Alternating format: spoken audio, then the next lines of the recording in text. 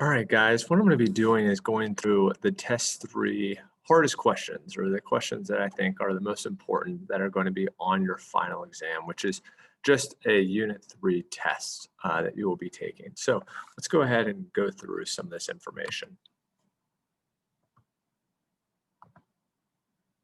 The first major question that you're going to want to have answered is,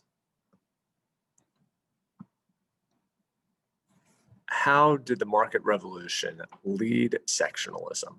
Because the market revolution and sectionalism are 100% connected. The market revolution, as a reminder, is where people started to produce things for market. Sectionalism is going to be where the North and South are going to become very, very different, and their regional interests are going to lead to more separation. So there's two ways that the market revolution is going to lead to sectionalism. The first is going to be that the North is going to become much more industrialized with factories. So the North used to be more agricultural based like the South, and now the North is going to completely leave agriculture and become much more into industry. The second is going to be that there is a lot of inventions. And these inventions are going to lead both the North and the South becoming more dependent either on industry or on agriculture, mainly agriculture that involves slavery. So with the North and South becoming different, there were two major things that made the North and South very, very different when it came to industry. First had to deal with tariffs. So the North loved tariffs because it protected American businesses. It made foreigners more expensive, and it made you more likely to buy American products. The South hated tariffs because they had to buy equipment from Europe, and it made this equipment more expensive. Moreover, a lot of the revenue, a lot of the funds that the tariff tax used was to fund the American system. And the South did not see a lot of the benefit of the American system. The American system wanted America to become independent from Great Britain, and they wanted that by actually increasing industry, by making tariffs, so you'd be more likely to buy American, which already the South, again, doesn't really want to do. And the second way is because it made infrastructure. It connected America together because they needed to now ship products from one another. The South is not going to buy into that nearly as much. They were so focused on slavery that there's going to be no additional revenue or really interest in wanting to connect the South. So because that the North is going to use a lot of the transportation money, build canals, things like that, the South is not. The last thing that you need to know about how the market revolution led to sectionalism is the cotton gin. The cotton gin is probably the most important invention that came out during this time period because of its impact. The cotton gin is going to revive slavery. Slavery was on its way out, it was dying, it's not nearly as popular as it once was. Now all of a sudden, this is going to make cotton way, way, way more popular or easy to grow. It's going to make it very profitable. So the cotton gin led to sectionalism because it made slavery much more popular. And ultimately, slavery is going to be the massive rift that's going to tear the North and the South apart. The North is going to see it eventually as more immoral and a system that they don't need at all, so they don't care if it's gotten rid of or not. And the South is going to be seen as completely dependent upon it. Another thing going on during this time is there's a big, big battle between the states, federal government for who should have more power. There's a couple of different events that really decided this. The first is Marbury versus Madison. And Marbury versus Madison is going to make the Supreme Court very popular, or very powerful, sorry. So the Supreme Court is going to become very powerful. This idea called judicial review.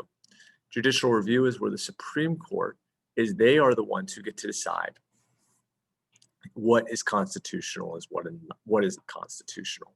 Now, this is going to be challenged later on, and I'll tell you about that in just a second. When it comes to McCulloch versus Maryland, this is going to definitely give the federal government more power.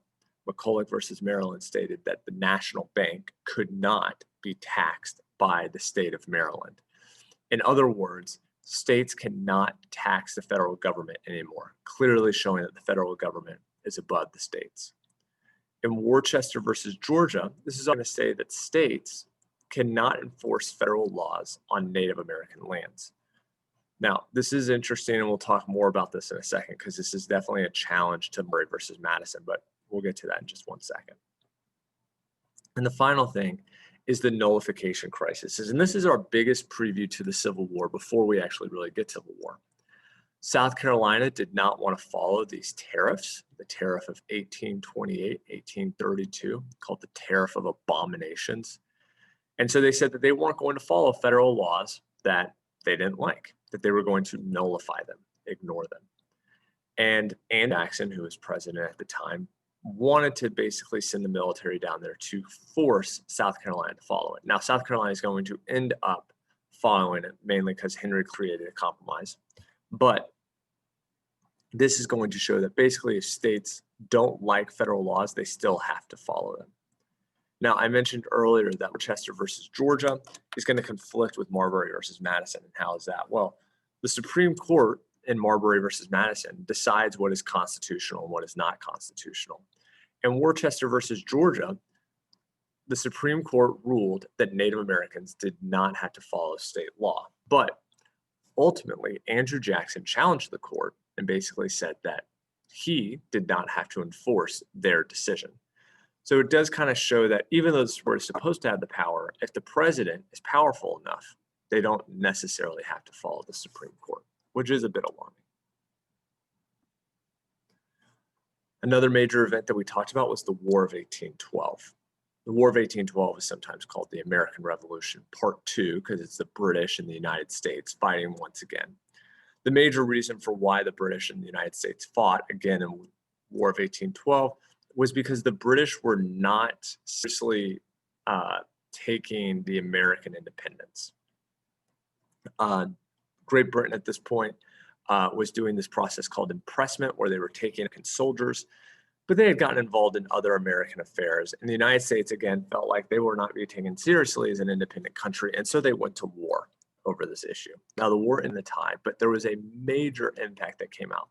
It showed that the American Revolution wasn't a fluke, that America was actually going to survive, that America was going to make it on their own. So because of that, the fallout of the War of 1812 is pretty significant. The first thing is that American nationalism increased. Pride in an American is definitely going to take root in the country in the 1810s and 20s.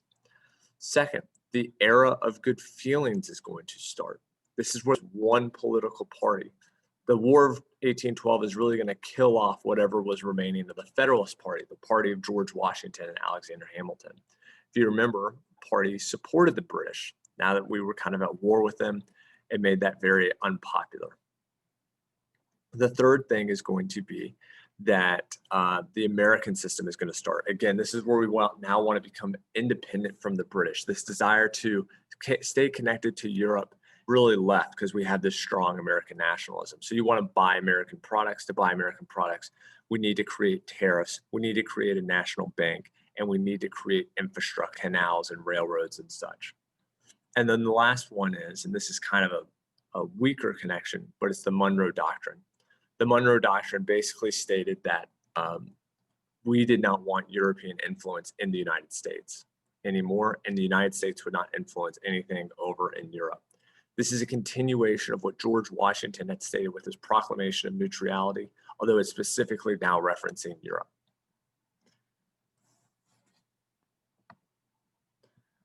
All right. So when Andrew Jackson became president, he's going to really shake up American politics. It ends the war, or it ends the era of good feelings. And for Andrew Jackson, I just want to talk real briefly about what he loved and what he hated. He hated the National Bank. The reason why he hated the National Bank was he thought it was corrupt. He thought that there was this higher class of people that were going to try to conquer the common man. And the thing that Andrew Jackson loved was the common man and loyalty. So he wanted to represent himself as a common person so that the poor white person would vote for him. This is because the property requirement to vote had quickly left America in the 1820s. He also loved and prided loyalty, loyalty being with the spoil system. He put people in charge that he was friends with, not necessarily the people that would do the best job. Now, because Andrew Jackson's going to be very divisive and the era of good feelings is going to end, we're going to go back to the two-party system. So we're going to have the Jackson Democrats, which are also just now basically known as the Democrats. They've dropped the Republican part. And then you're going to have the Whigs. And the Whig Party, if you were a part of the Whig Party, you would have been a Northerner who was a businessman. Businesses liked the Whig Party because, again, they liked the stability of the national bank. They liked those types of ideas. And this is really going to start to separate to where the Democrats are going to become more popular in the South. The Whig Party is going to be more popular in the North. Now, the political parties of this time are all created with a reaction. Something took place for these parties to be created. I'll run through really quickly what those reactions were. So the Whig Party I just stated is a response to Andrew Jackson. And if you were a Whig, again, you would probably be more Northern based. The Know Nothing Party is due to the Irish immigration of the 1840s. The Irish came over because of the Great Potato Famine in the 1840s and 50s.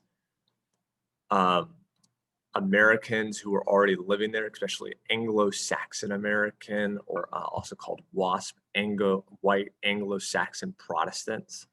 These are people who have already been in the United States. They hate the Irish, and they hate the Catholicism they're bringing. They don't like Catholics. And so because of that, they're going to join this anti-immigration political party. And this is mainly in the North because this is where the immigrants are coming from. The South doesn't really have a lot of immigrants.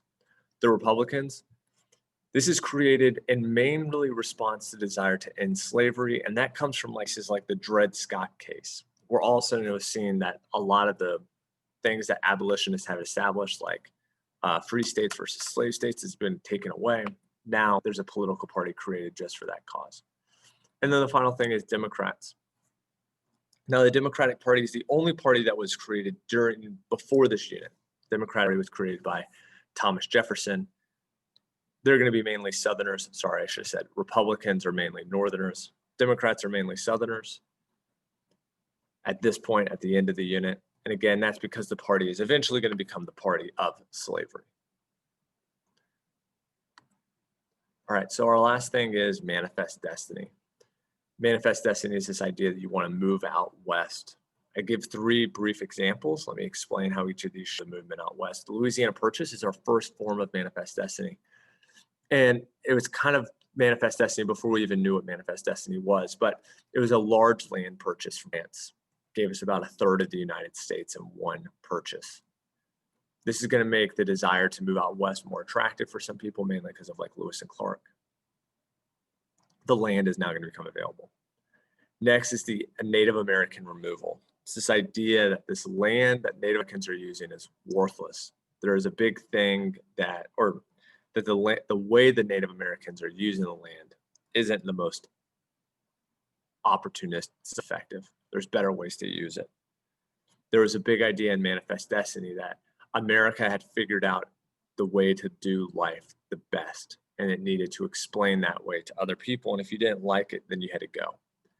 Native American removal is a part of that going. And then the final thing is the Mexican-American War. This is led on by James Polk. You should know what James Polk stood for by this point. And Polk is going to have a massive expansion of Southwest United States during this time. Now, the major debate each time this new land was added was, is it going to be a slave state or a free state? And there are several different ways that they tried to figure this out. So the first is the Missouri Compromise. It's also called the Compromise of 1820 because it was in 1820. But what they did is they made a line. It's called the 3630 line. Anything above that line is going to be a free state. Anything below that line is going to be a slave state. Really, really clean, really, really simple. Well, the problem is going to become after the Mexican-American War, all of this new land was added that wasn't a part to the original map in 1820 when the Missouri Compromise was created. So because of that, the way that this is going to fail is because of new land being added. Additionally, the whole idea of a free state versus slave state is going to go away with Dred Scott. So after the Mexican-American War, what are we going to do with all this land that's added? The first idea was called the Wilmot Proviso. This is made in 1846. And the whole idea behind the Wilmot Proviso is going to be that all new land should be non-slave, no more slave land. You can keep slavery in the South, but no more expansion. This failed because it didn't even get very far. The South is going to completely reject this idea. The third idea is going to be the idea that's actually going to be followed, which is the Compromise of 1850. This created ideas like popular sovereignty for Utah and New Mexico, and it said that California would be a free state. Popular sovereignty is the big idea, though, that's going to expand out to Kansas and Nebraska. To make sure that the South stayed happy, the fugitive slave law was passed. Now, this is ultimately the failure of this part too. So that's kind of what I want you to write down for the failure part, is the fugitive slave law. Because now all of a sudden, all of these Northerners who have basically kept their hands clean from slavery, maybe because they've completely ignored it, but they've kept their hands clean, are now going to have to participate in a form of slavery by returning former slaves or escaped slaves to the South. Northerners are going to be heavily bothered by this. And because of that, it's actually just going to increase more tension. So it failed to resolve the debate between slave states and free states, or it failed to resolve the tension, because what it created, the Fugitive Slave Act, just created actually more tension between the North and the South. And the final one is the Dred Scott case. This is basically where the South said that, or the Supreme Court said that there's no such thing anymore as free states or slave states. All states are going to be slave states. All states are going to be free states. Basically got rid of the Missouri Compromise. And honestly, it even made popular sovereignty worthless, because what you could do is you could go buy slaves down in the South and just move them up to the North. This is going to infuriate the North, because now the North is openly going to have to participate in slavery, something that they did not want to do. And this leads to the Republican Party and Abraham Lincoln, and it's going to ultimately lead to Abraham Lincoln's election. Right? So those are the main things that you need to know. Good luck. You're going to do great.